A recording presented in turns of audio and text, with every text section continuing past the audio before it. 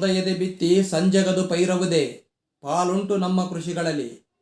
ವೇಳೆ ಗಡು ಮರ ತಾತುರದಿನ್ ಅಡಿಗೆ ಪಕ್ಕುವುದೇ ತಾಳ್ಮೆಯ ಪರಿಪಾಕ ಮಂಕುತಿಮ್ಮ. ಬೆಳಿಗ್ಗೆ ಬಿತ್ತಿ ಸಾಯಂಕಾಲ ರಾಶಿ ಮಾಡಲು ಹೋದರೆ ಅದನ್ನು ಕೃಷಿ ಎನ್ನಬಹುದೇ. ಪಾತ್ರೆಯಲ್ಲಿ ನೀರು